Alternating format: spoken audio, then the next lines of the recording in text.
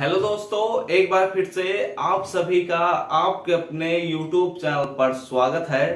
आज के इस वीडियो में हम बात करेंगे ऑब्जेक्टिव टाइप के क्वेश्चंस के बारे में। BSc first year first semester chemistry का जो पेपर है फंडामेंटल ऑफ केमिस्ट्री, उसके जो एग्जाम्स हो रहे हैं या होने वाले हैं बहुत सारी यूनिवर्सिटीज में, तो उन्हीं के ऑब्जेक्टिव टाइप के क्वेश्चंस के बारे में हम बात करेंगे। वैसे तो जितने भी एग्जाम्स रिटन के होंगे, जितने भी यूनिवर्सिटी वाले रिटन का एग्जाम कराएंगे, उनके लिए अब कुछ भी टॉपिक्स नहीं बचा है। वो सभी जितना हम टॉपिक्स पढ़ाए हैं उन टॉपिक को आप लोग पढ़ लीजिए। हर एक चीज को मैंने बता दिया है, उन्हीं से सारे क्वेश्चंस आ भी रहे हैं और जिनके एग्जाम्स हैं उनके भी आएंगे। ठीक है, तो ऑब्जेक्टिव टाइप के क्वेश्चंस ही बच रहे हैं, तो इस वीडियो से इसी पर हम बात करेंगे। तो बिना देरी किए आइए चलते हैं, अपने टॉपिक को शुरू करते हैं। मेरा नाम है ऋषभ सिंह। आइए चलिए कुछ नया पढ़ लेते हैं। तो अगर आप सब इस चैनल पर पहली बार आए हैं तो नीचे दिए हुए रेड बटन पर क्लिक करके सब्सक्राइब कर लीजिए और साथ ही बेल आइकन को ऑल पर भी सिलेक्ट कर लीजिए, जिससे हमारे अगले वीडियोस के नोटिफिकेशन आपके पास सबसे पहले पहुंचे। तो चैनल को तो सब्सक्राइब कर लिए होंगे, तो अब शांति पूर्वक कॉपी और पेन लेकर बैठ जाइए। जिन भी चीजों को मैं समझाऊंगा उन चीजों को आप लोग नोट भी करते रहिएगा। ठीक है, देखो ये हमारे पास पहला क्वेश्चन है इससे। ठीक है, और यहां पर इसको समझने की भी कोशिश करना। देखो यहां पर कहता है which one is obtained after homolytic bond fission. ठीक है, देखो बॉन्ड फिशन दो प्रकार के होते हैं, ये बात मैं ऑलरेडी समझा चुका हूं। बॉन्ड फिशन का मतलब है कि बंध का टूटना। ठीक है, बंध का टूटना को इंग्लिश में हम कहते हैं बॉन्ड फिशन। तो जो इंग्लिश नहीं समझ पाए वो हिंदी में समझ गए। ठीक है, तो बॉन्ड फिशन दो प्रकार के होते हैं बेसिकली। एक होता है होमोलिटिक बॉन्ड फिशन और एक होता है हेट्रोलिटिक बॉन्ड फिशन। तो इसमें पूछ रहा है कि होमोलिटिक जब बॉन्ड फिशन होता है तो इन ऑप्शन में से कौन सा ऐसा ऑप्शन है जो करेक्ट होगा या फिर वह पाया जाता है, इसके बारे में हमें बताना है। तो देखो यहां पर मैं समझा देता हूं।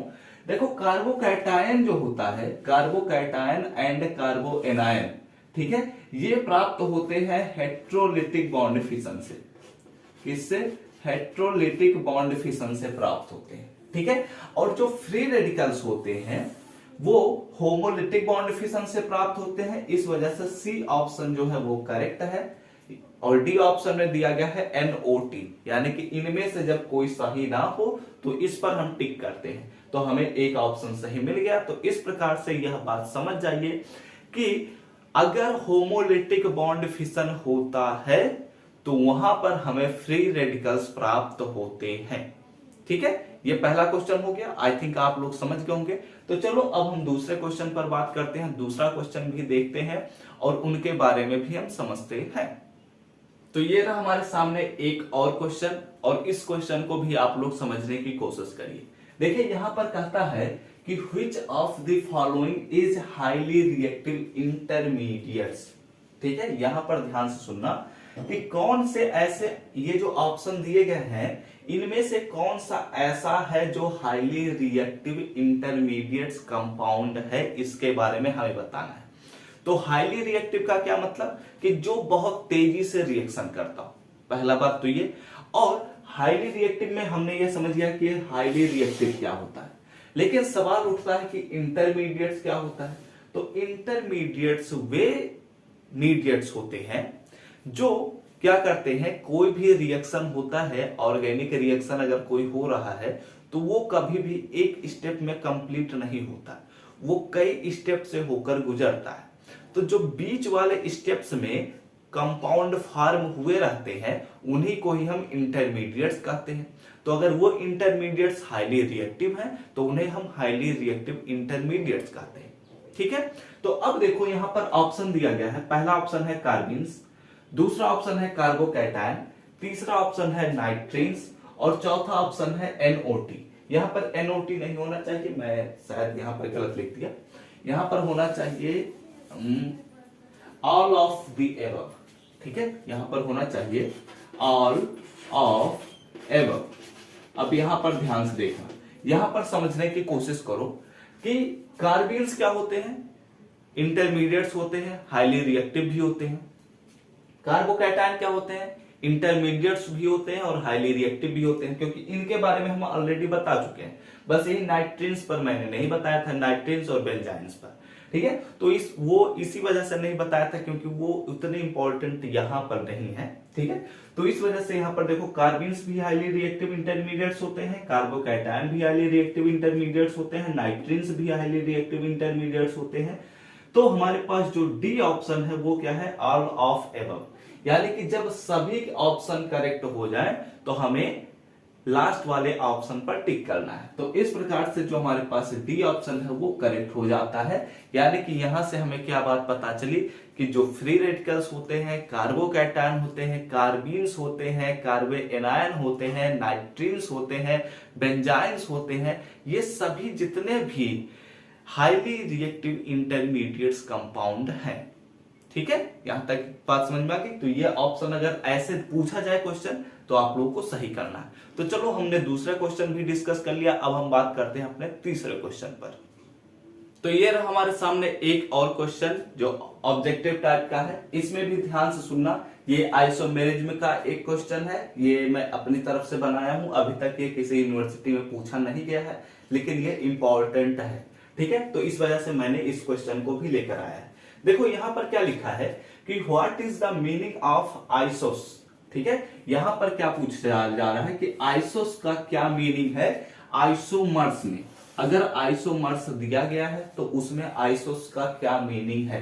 तो इसमें ऑप्शन दिया गया है सेम, दूसरा ऑप्शन है डिफरेंट, तीसरा ऑप्शन है अपोजिट और चौथा ऑप्शन है एनओटी। तो यहां पर मैं बता देता हूं कि जो हमारे पास आइसोमर्स होते हैं वो दो आइसोमर्स का जो कॉम्बिनेशन होता है, यानी कि इनका अगर संधि विच्छेद किया जाए तो ये बनते हैं आइसोस एंड प्लस मेरॉक्स। क्या बनते हैं, मेरॉक्स। यानी कि यहां पर ध्यान से देखना, आइसोस का मतलब होता है सेम और मेरॉक्स का अर्थ होता है पार्ट्स। क्या होता है, पार्ट्स। तो इस प्रकार से आप लोगों को ये बातें ध्यान में रखनी है कि आपके एग्जाम में अगर पूछ लिया जाए कि आइसोस का क्या मतलब होता है और मेरॉक्स का क्या मतलब है, तो आप लोगों को ध्यान में रखना है कि आइसोस का मतलब होता है सेम और मेरॉक्स का अर्थ होता है पार्ट्स। और ये भी बात ध्यान में रखना कि आपसे पूछा जा सकता है कि आइसोमर्स का संधि विच्छेद क्या होगा, यानी कि ऐसे दिया जा सकता है, ठीक है। तो आप लोगों को ये बात ध्यान में रखना है। तो हमने क्या देखा कि आइसोस का मतलब होता है सेम, तो इस प्रकार से जो हमारे पास ऑप्शन ए है वो करेक्ट हो जाता है, ठीक है। इतनी बातें समझ में आ गई। तो हमने एक और क्वेश्चन डिस्कस कर लिया, बहुत ही नॉर्मल सा क्वेश्चन था। ऑब्जेक्टिव टाइप के क्वेश्चन जितने भी आएंगे, अगर आपका कॉन्सेप्ट क्लियर है तो आपको कहीं भी कोई प्रॉब्लम नहीं होगी, यहां तक कि आप 100 में से 100 क्वेश्चन भी कर सकते हैं, ठीक है।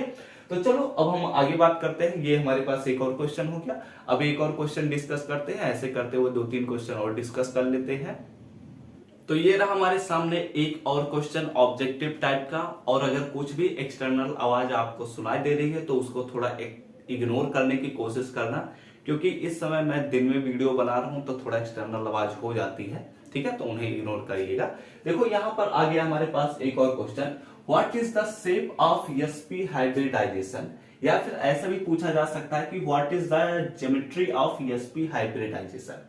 यानी कि अगर sp हाइब्रिडाइजेशन किसी भी मॉलिक्यूल में पाया जाता है तो उस हाइब्रिडाइजेशन के फलस्वरूप उस मॉलिक्यूल का क्या ज्योमेट्री होगा या फिर उसका क्या शेप होगा, इसके बारे में हमें बताना है। तो यहां पर ऑप्शन दिया गया है, पहला ऑप्शन है टेट्राहेड्रल, दूसरा ऑप्शन है ऑक्टाहेड्रल, तीसरा ऑप्शन है हमारे पास पेंटागोनल बाइपिरामिडल और चौथा ऑप्शन है NOT।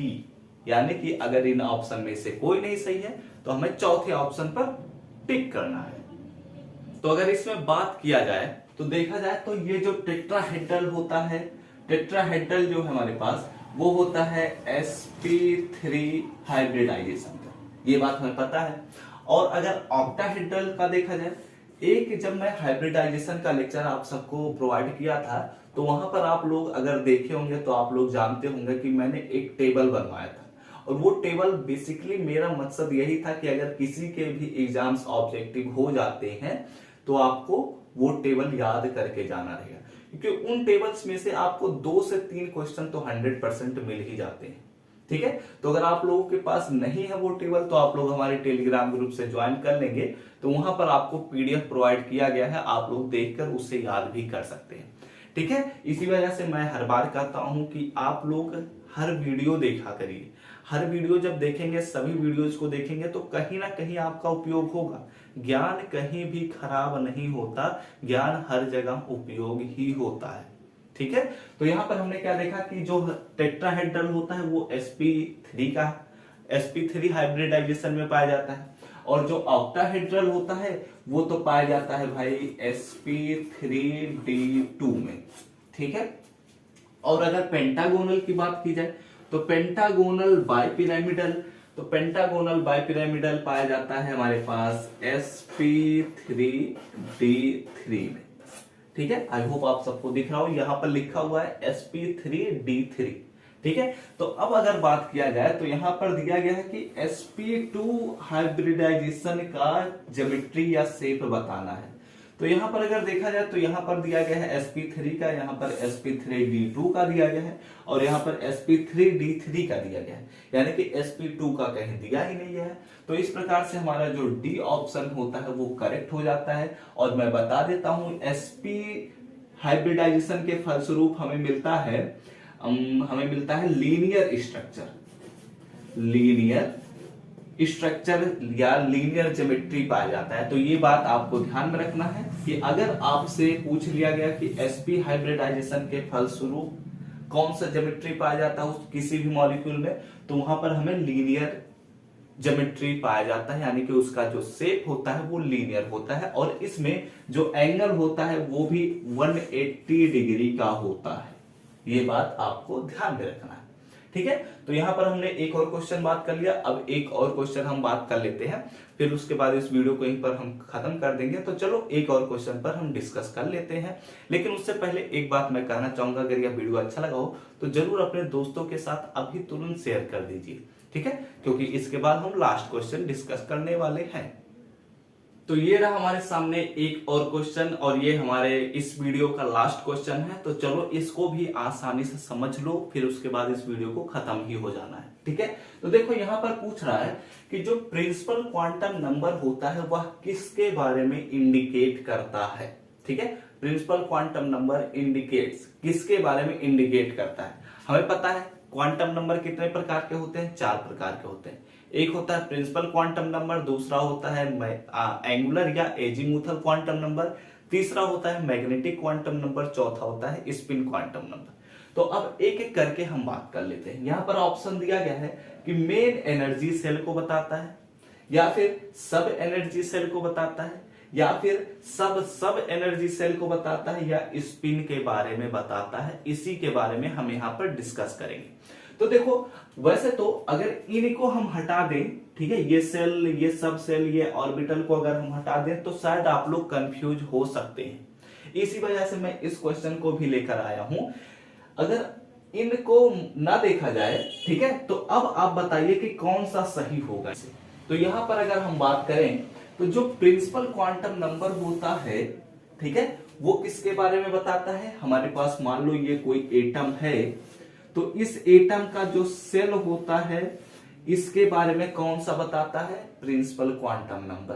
तो यानी कि अगर यहां पर सेल देखा जाए तो यहां पर एक बात यह भी ध्यान दो कि इसे हमने लिखा है दूसरे शब्दों में मेन एनर्जी सेल को बताता है।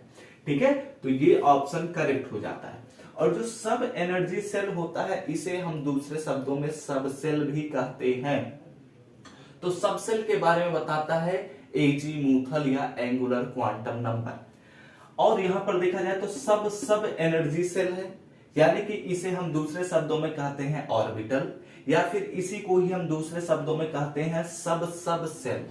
ठीक है, 2 बार सब लगा रहता है, सब सेल के आगे भी एक सब सेल, एक सब जोड़ दिया जाता है तो वो ऑर्बिटल बन जाता है। तो इसके बारे में बताता है मैग्नेटिक क्वांटम नंबर। और ये जो हमारे पास स्पिन है तो स्पिन के बारे में, यानी कि रोटेशन, तो रोटेशन के बारे में बताता है स्पिन क्वांटम नंबर। ठीक है, तो इस वीडियो को यहीं पर हम खत्म करते हैं। आई होप आप सबको वीडियो पसंद आया हो। आई होप आप सबको कुछ नई चीजें भी मिली हो पढ़ने लायक। तो इस वीडियो को यहीं पर हम खत्म करेंगे। अगर आपको यह वीडियो अच्छा लगा हो तो जरूर अपने दोस्तों के साथ शेयर करिएगा, ताकि वो लोग भी ये कॉन्सेप्ट पढ़ सकें। ये सभी चीजें बहुत ही यूनिक होती हैं, तो इनके बारे में आप लोग भी अच्छे से समझे होंगे। तो अगर यह वीडियो अच्छा लगा हो तो जरूर लाइक करिएगा, साथ ही साथ कमेंट करके बताइएगा क्या आप सबको यह वीडियो पसंद आया है या नहीं पसंद आया है। अगर आप लोगों को कुछ भी कमेंट नहीं करना तो आप केवल एक थैंक यू का नोट दे दीजिए, वही बस मेरे लिए बहुत काफी है। और साथ ही साथ इस चैनल को जरूर सब्सक्राइब करिएगा, अदरवाइज आपको सेकंड सेमेस्टर के क्लासेस बहुत ही जल्द प्रोवाइड करना शुरू कर देंगे, तो वो आपसे मिस हो जाएंगे। तो हम सब मिलते हैं अपने नेक्स्ट वीडियो में, तब तक घर पर रहिए, सुरक्षित रहिए, पढ़ते रहिए, खेलते रहिए और आगे बढ़ते रहिए।